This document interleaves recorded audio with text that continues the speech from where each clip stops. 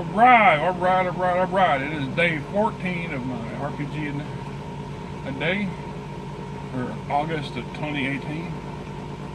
RPGADAY, my RPG, whatever the hashtag is supposed to be.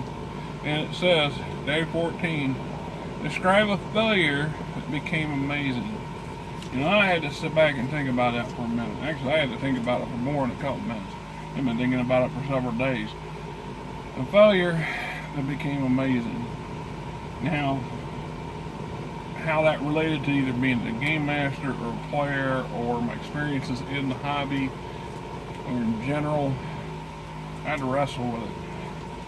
You know, usually speaking, if I have a failure, it's a failure.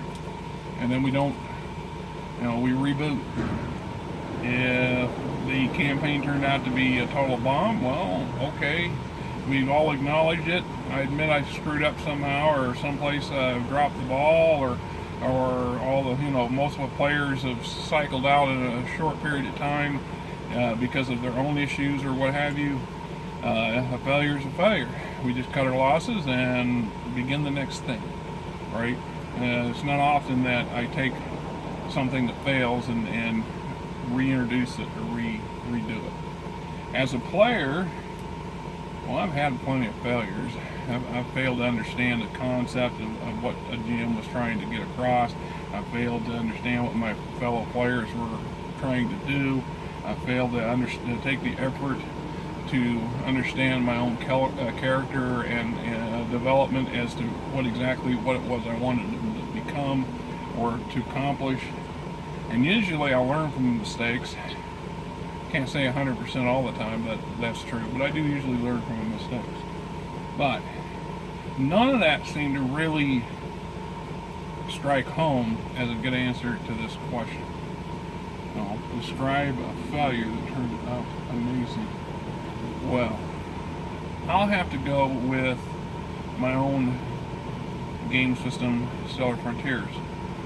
One that, we're coming up on that 16 months where supposedly the game company that signed a contract with is supposed to start doing some stuff with it.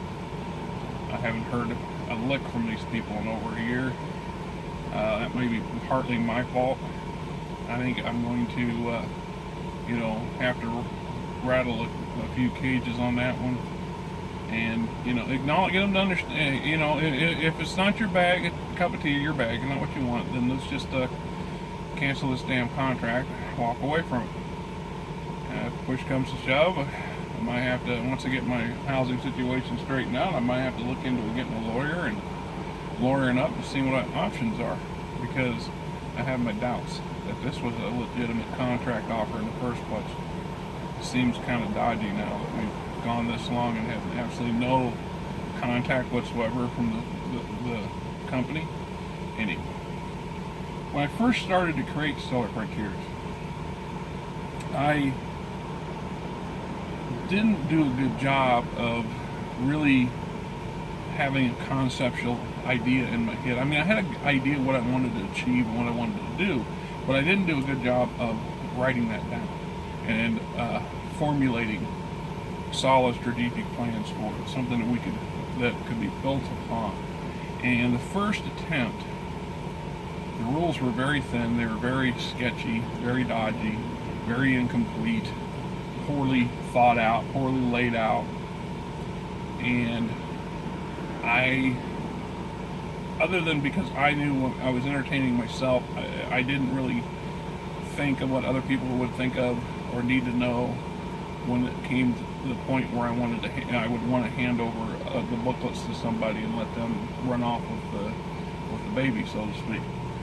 And this added to an incident where most of the original work was shipped out, so to speak. It was sent off to somebody who was supposed to do some stuff for some typing and stuff for me, and they never did it. And I thought about just giving up the ghost and moving on with something else. But I had become invested at that point in my own corner of this game, and decided to basically reconstitute stuff from my memory. But at this point, I had couple other people who were also wanting to play and or were kind of playing while I was doing most of the mechanical legwork and the mathematics for them. They were just telling me what they wanted to do with their house and how they wanted to do this or that. And this, combined with their desires, motivated me in ways that I hadn't been able to motivate myself to push forward in developing something far more user-friendly than it is. And Rob will tell you it's a pretty thick set of rules. It's definitely rules heavy, there's no question around it. But the rules are rules heavy, but they're light in intent. The lion's share of what's going on there is the charts used to achieve everything, right? The random roll charts is the big part of it. And that stuff came through trial and error. So from a failure, something fantastic developed. And I truly intend to see this thing through to the end. Right now, I'm in like I said, between my strange hours and my living situation, it's kind of hard to have any time to work on the project like I want to. I don't have any elbow room to speak, so to speak. That'll change once I got a house and the wife's got more things to do on her plate and we're not literally in each other's lap trying to occupy a very small area of space, and I can spread out and I'll have time where I can return to my employer's office, or I can return to the office, so to speak, when I got short periods between jobs and work on stuff in the garage, which I can't really do in my current situation because the RV is parked there and the wife's there, and if I spend all my, she gets to be ouchy if I don't come in and hang out with her. I mean, sometimes you need a little space, and sometimes your partner doesn't always agree with when that should be, right? So that's my take on this, good or bad.